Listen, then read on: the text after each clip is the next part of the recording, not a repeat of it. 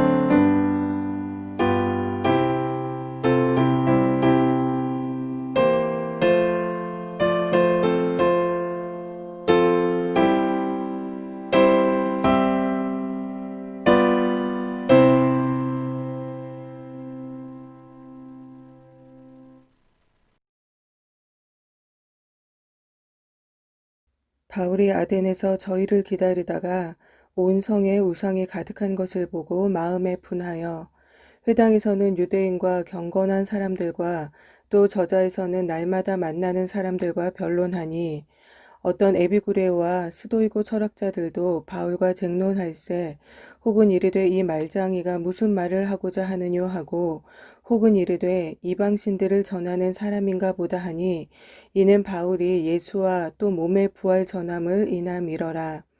붙들어 가지고 아레오바고로 가며 말하기를 우리가 너의 말하는 이 새 교가 무엇인지 알 수 있겠느냐. 내가 무슨 이상한 것을 우리 귀에 들려주니 그 무슨 뜻인지 알고자 하노라 하니 모든 아덴 사람과 거기서 나그네 된 외국인들이 가장 새로 되는 것을 말하고 듣는 이외에 달리는 시간을 쓰지 않음이더라. 바울이 아레오바고 가운데 서서 말하되 아덴 사람들아 너희를 보니 범사에 종교성이 많도다. 내가 두루 다니며 너희의 위하는 것들을 보다가 알지 못하는 신에게로라고 새긴 단도 보았으니 그런즉 너희가 알지 못하고 위하는 그것을 내가 너희에게 알게 하리라. 우주와 그 가운데 있는 만유를 지으신 신께서는 천지의 주제신이 손으로 지은 전에 계시지 아니하시고 또 무엇이 부족한 것처럼 사람의 손으로 섬김을 받으시는 것이 아니니 이는 만민에게 생명과 호흡과 만물을 친히 주시는 자이심이라. 인류의 모든 족속을 한 혈통으로 만드사 온 땅에 거하게 하시고 저희의 연대를 정하시며 거주의 경계를 하나셨으니 이는 사람으로 하나님을 혹 더듬어 찾아 발견케 하려 하심이로되 그는 우리 각 사람에게서 멀리 떠나 계시지 아니하도다. 우리가 그를 힘입어 살며 기동하며 있느니라. 너희 시인 중에도 어떤 사람들의 말과 같이 우리가 그의 소생이라 하니 이와 같이 신의 소생이 되었은즉 신을 금이나 은이나 돌에다 사람의 기술과 고안으로 새긴 것들과 같이 여길 것이 아니니라. 알지 못하던 시대에는 하나님이 허물치 아니하셨거니와 이제는 어디든지 사람을 다 명하사 회개하려 하셨으니 이는 정하신 사람으로 하여금 천하를 공의로 심판할 날을 작정하시고 이에 저를 죽은 자 가운데서 다시 살리신 것으로 모든 사람에게 믿을 만한 증거를 주셨음이니라 하니라.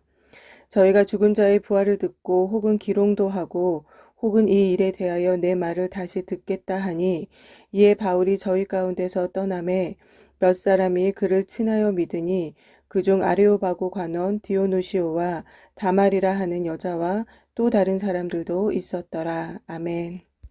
제가 얼마 전에 한 남자 청년의 간증 영상을 하나 보았습니다. 그런데 이 학생이 어느 날 노방전도 하시는 전도사님을 만나게 되면서 예수님에 대해서 듣게 되었습니다.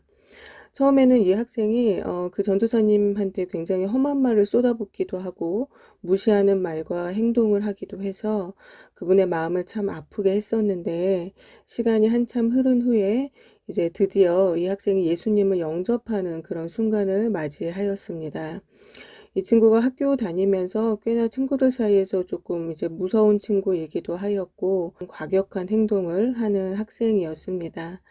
이러한 사람이 예수님을 영접했으니 이 학생은 아마도 굉장히 순하고 착한 학생이 되었겠죠.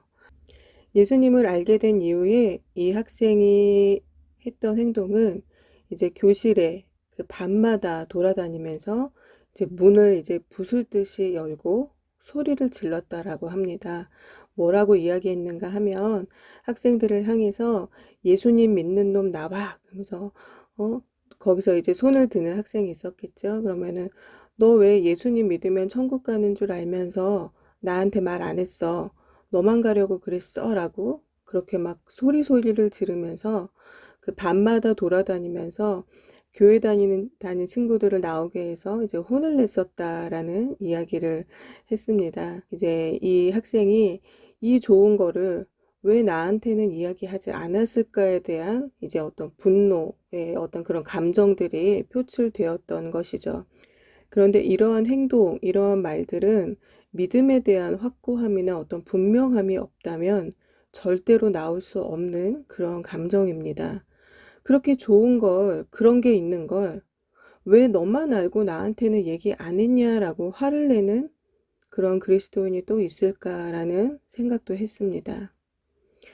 제가 신학교를 다닐 때 교수님 한 분께서 사람과의 관계에 있어서 중요한 것에 대해서 말씀을 하신 적이 있는데요. 본질적인 것은 절대로 양보하지 말되 비본질적인 것은 다 양보하라 라고 그렇게 말씀을 하셨습니다. 그래서 학생 한 명이 그렇다면 비본질적인 것이 어떤 것을 말하는 것입니까? 라고 물었습니다. 그분께서 말하신 비본질적인 것이라는 것은 우리가 늘 항상 사람들과의 관계를 하면서 늘상 있는 일 중에 하나는 식사를 하는 일이죠. 그리고 식사의 메뉴를 고르는 일입니다. 뭘 먹을까요? 뭐 먹겠습니까? 나는 뭐가 먹고 싶습니다. 나는 그거는 별로입니다. 이런 대화들을 우리가 늘 일상하죠. 사람들과 밥 먹으러 갈 때에 먹는 거 가지고 실갱이를 하지 말라라는 말씀이었습니다. 그리고 또 어떤 다툼이 있을 때에 그렇게 큰 일이 아니면 그냥 먼저 사과하고 고개를 숙여라라는 것이었습니다. 또 너무 어떤 이익에 대해서 욕심을 내지 말고 조금은 손해도 보고 살으라는 것이죠. 또 남보다 더 돋보이기 위해 너무 노력하지 말고 다른 사람을 돋보이기 위해 좀 올려주기도 하고, 또 때로는 억울한 일이 있어도 좀 자존심 상하는 일이 있어도 그냥 당해주기도 하고 그렇게 져주라라는 것입니다. 이런 모든 것이 비본질적인 것이다 라고 이야기하는 거죠. 본질적인 것은 당연히 하나님입니다. 여러분, 우리는 이 본질적인 것에 대해서 고집을 피우거나 화내는 일은 잘 없습니다. 그런데 제가 앞서서 말씀드렸던 이 비본질적인 것에 대해서는 목에 핏대를 세우고까지 화를 내거나 또는 끝까지 이기려 들면서 그 자신의 분을 참지 못하는 경우가 상당히 많이 있습니다. 오늘 본문을 한번 보시겠습니다. 바울은 베레아를 떠나서 아덴으로 이동을 했습니다. 이곳은 아테나라는 여신의 이름을 따서 아덴이라고 명명되었습니다. 당시의 아덴은 모든 지혜의 본고장으로 불릴 만큼 학문과 예술의 중심지였고 소크라테스, 플라톤, 아리스토텔레스의 고향이기도 합니다. 또한 이 아덴은 굉장히 거대한 신전의 도시였습니다. 우리가 잘 아는 시랍 신화에 등장하는 그러한 신들의 사원들로 아주 가득했고요. 또 셀 수 없는 아주 각종 많은 신들과 또 그 우상을 위한 신상들이 거리마다 광장마다 마을마다 아주 굉장히 많이 있었습니다. 21절의 말씀을 보시면 당시 아덴에 살던 사람들이 모두가 어떤 새로운 사상과 또는 새로운 것에 대한 관심이 많다라는 것을 알 수 있는데요. 이것으로 인하여서 당시 아덴이 세계를 지배할 정도의 어떤 그런 문화를 꽃피울 수 있었지만, 반면 지나치게 새로운 것, 또 지나치게 지적인 것을 탐닉함으로 인하여서 오히려 정작 중요한 것을 놓치게 되는 사소한 것, 그것을 정말로 사소하다라고 생각하는 그런 것들이 있어서 아덴을 또 쇠약하게 만드는 원인이 되기도 하였습니다. 바울은 이러한 배경을 가지고 있는, 이러한 문화적 배경을 가지고 있는 아덴에서 날마다 만나는 사람들과 복음을 전하고 또 변론을 하였습니다. 18절의 말씀을 보시면 바울은 쾌락을 추구하는 에피쿠로스 학파와 또 그 반대로 금욕을 추구하는 스토아 학파 등의 이 철학자들과도 쟁론을 하게 되었습니다. 당시에 로마의 황제나 또 지식인 고관들은 이러한 철학자들의 사상을 굉장히 고상한 것으로 생각을 하여서 이러한 사상들을 많이 추종하고 따르고 있었습니다. 그렇기 때문에 사람들은 이 바울 또한 그가 어떤 새로운 사상을 가져온 사람인가 보다, 또는 새로운 신을 전하는 말쟁이 중에 하나로 생각을 하였습니다. 당시의 아덴은 이렇게 지식인들, 또 철학자들, 소위 당시의 말쟁이라고 하는 이 말쟁이들과 또 우상이 넘쳐나는 그런 곳이었습니다. 이런 아덴으로 이동한 바울은 어떠한 생각을 했으며 어떻게 했을까요? 오늘 본문 16에서 17절의 말씀을 한번 같이 읽어보도록 하겠습니다. 바울이 아덴에서 저희를 기다리다가 온 성에 우상이 가득한 것을 보고 마음에 분하여 회당에서는 유대인과 경건한 사람들과 또 저자에서는 날마다 만나는 사람들과 변론하니. 22절에서 23절의 말씀도 한번 같이 읽어보시겠습니다. 바울이 아레오바고 가운데 서서 말하되 아덴 사람들아, 너희를 보니 범사에 종교성이 많도다. 내가 두루 다니며 너희의 위하는 것들을 보다가 알지 못하는 신에게라고 새긴 단도 보았으니 그런즉 너희가 알지 못하고 위하는 그것을 내가 너희에게 알게 하리라. 바울은 아덴에 우상이 가득한 것을 보고 격분했습니다. 우리가 보시는 성경에는 이제 마음에 분하여라고 되어 있는데요. 개역개정에는 이제 이것을 격분이라고 해석을 했습니다. 우상이 가득한 것을 보고 격분하였는데 바울의 격분은 그저 개인적인 감정이 아니라 하나님이 아닌 온갖 우상들을 숭배하는 그들의 모습에 대한 비통함과 안타까움이었을 것입니다. 하나님과 같은 그런 아마 감정이었을 것입니다. 격분한 바울이 한 일은 날마다 만나는 사람들마다 복음을 전하는 것이었습니다. 격분하여서 그들에게 뭐 화를 낸 것도 아니었고, 격분하여서 이곳은 안 되겠구나라고 해서 포기한 것이 아니었고요. 격분한 바울이 한 일은 날마다 만나는 사람들마다 복음을 전하는 것이었습니다. 특히 바울이 전하는 이 예수님의 부활은 이 아덴 사람들에게서는 굉장히 새로운 것이었습니다.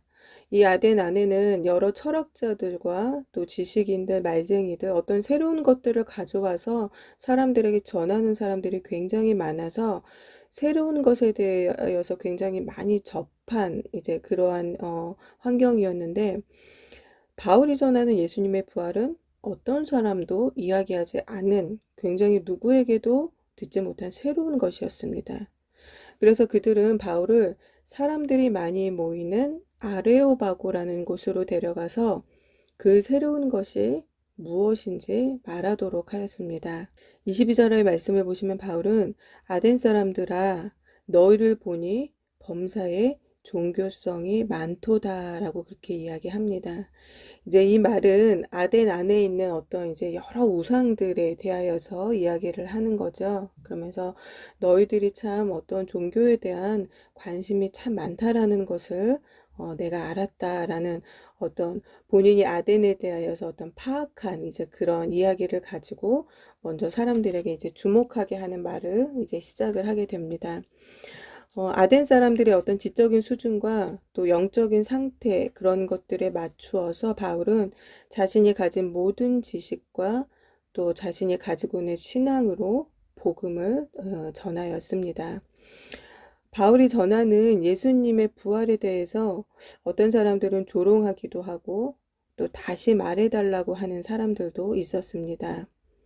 오늘 본문의 마지막 34절의 말씀을 보시면 아레오바고 관리를 포함한 몇몇 사람들이 이 바울이 전하는 복음을 믿었다라고 그렇게 말씀을 합니다. 바울의 이 아덴 선교는 오늘 본문의 말씀을 보시면 다른 지역에 비해서는 그렇게 그 결실이 많아 보이지는 않지만 굉장히 큰 의미가 있습니다. 바울은 아덴에 도착하자마자 이 우상들이 넘쳐나는 곳을 보고 굉장히 격분하였죠. 그렇지만 낭망하거나 포기하지 않았습니다. 바울이 격분한 결과 아덴에 일어난 일은 바울은 아덴의 문화와 환경을 고려해서 복음을 선포했습니다. 다른 지역에 비해서는 조금 미미한 결과이긴 하지만 맺어진 열매로 보여진 것입니다. 여러분, 우리는 불필요한 분노를 많이 내고 살아갑니다. 그런데 반면 우리가 사랑하는 어떤 뭐 가족들이나 우리가 사랑하는 사람들이 하나님을 모르고 사는 것 때문에 분노하는 사람은 찾아보기가 어렵습니다. 또 자녀들이 밖에서 어떤 점을 보는 등의 행위에 대해서 통탄해하거나 격분하는 사람도 잘 없는 것 같습니다. 가족들이 밖에 나가서 혹여나 누구에게 무시를 당했거나 손해를 보는 일을 당하면 그 분을 참지 못하지만 그들이 믿음 생활을 하지 않는 것에는 분내지 않습니다. 이 분이라는 것이 어떻게 보면 예수 믿는 사람들은 굉장히 온유해야 되니까, 예수 믿는 사람들은 화를 내면 안 되니까, 그것이 덕이 되지 않으니까라는 생각 때문에 그럴 수도 있겠지만, 글쎄요, 그 안에 깊은 각자의 내면을 들여다보면 그것이 그 정도로 화나지 않기 때문이지 않을까요? 라는 생각을 해봅니다. 이것이 그 정도로 화가 나지 않기 때문에 온유할 수 있지 않을까라는 생각도 해보는 것입니다. 여러분, 예수님을 믿는 것이 그렇게 좋은 것이라는 것을 안다라고 하면 그 좋은 것을 모르고 또 그 좋은 것을 우리가 사랑하는 사람들이 거부하는 것에 대하여서 우리가 이렇게 편안하게 있을 수 있을까라는 생각입니다.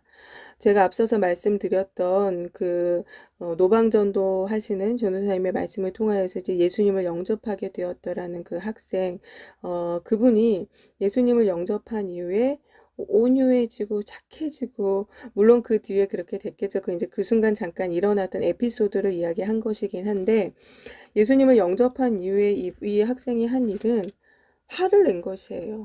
어떻게 화를 냈냐? 그 좋은 거 왜 니네만 알았냐? 그 좋은 거 왜 나한테 얘기해 주지 않았냐라고 화를 낸 것입니다.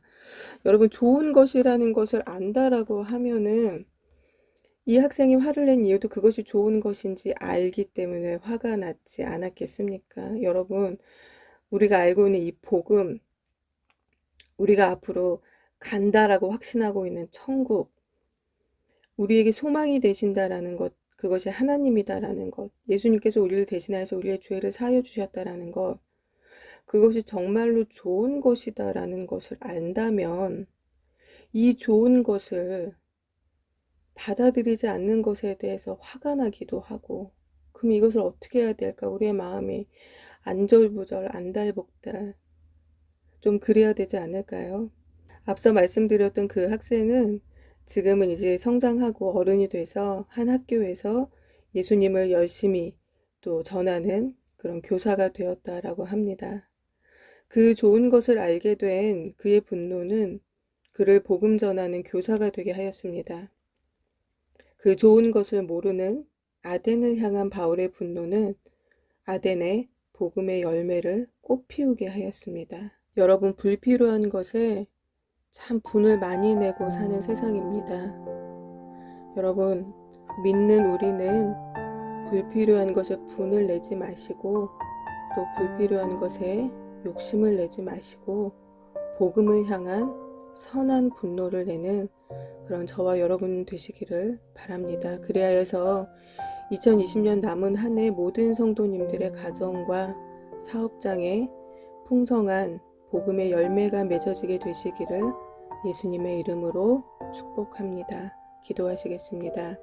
하나님, 이 땅 가운데 살아가는 문제에 있어서 또 서로 경쟁하고 또 경제적으로 또 어려운 문제로 인하여서 또 사람들의 마음이 강팍하여지고 또 그러므로 인하여서 참 많은 일들에 분을 내고 살아가는 일들이 많이 있습니다.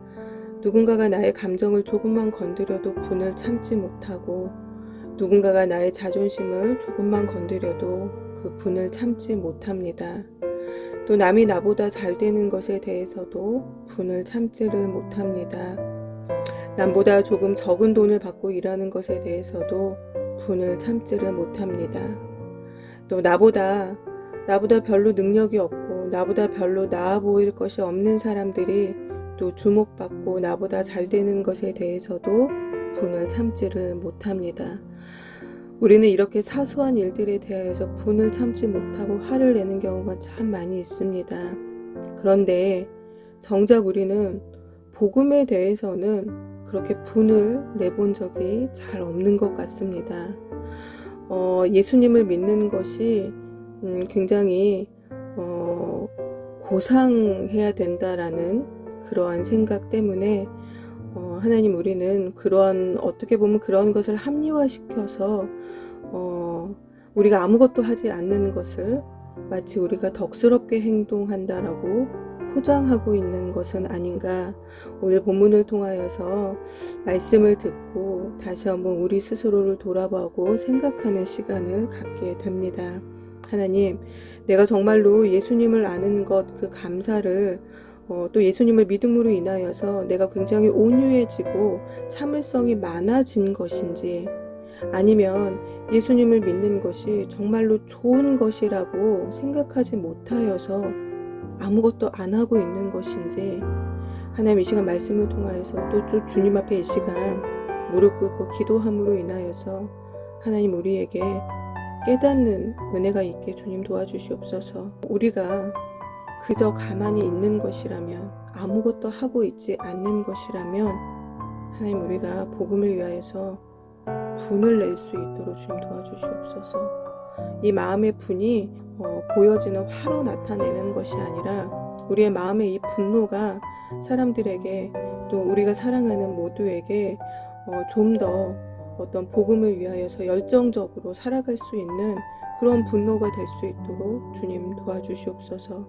하나님, 우리 안에 복음을 향한 열정으로 인하여서 우리의 분이, 우리의 화가 사람들에게 어떤 공격적으로 나가는 것이 아니라 우리의 분과 우리의 화가 복음을 향한 열정적으로 우리의 입술에 어떤 권세가 있는 그런 은혜로, 그런 모습으로 발현되어질 수 있도록 주님 인도하여 주시옵소서. 아덴을 찾았을 때에 그 지역에 우상이 가득한 것을 보고 바울은 격분하였습니다.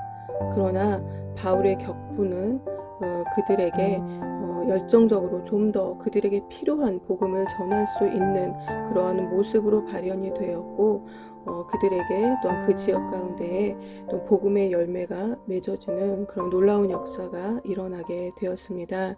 하나님, 우리 마음 가운데에 뜨뜻미지근한 요한계시록의 그 라오디게아 교회가 지적받았던 덥지도 차지도 않은 그런 미지근한 신앙이라고 할 수 없는 그냥 아무것도 남아있지 않는 그러한 것이 아니라 하나님의 우리의 마음 가운데 다시 한번 복음의 열정이 일어나게 하여 주시옵고, 우리 마음 가운데 그 좋은 것을 전하기 위한 어떤 우리 마음 가운데 갈급함이 일어나게 하여 주시어서 교회가 핍박받고 또 여러 가지 예배가 어려움을 겪고 있는 이 시대 가운데에 하나님, 우리 마음 가운데 복음의 열정을 다시 한번 불지펴 주시어서 어떠한 방법으로든 하나님께서 주시는 그런 어떤 선한 또 복음의 열매를 맺어지게 할 수 있도록 주님, 우리를 사용하여 주시옵소서.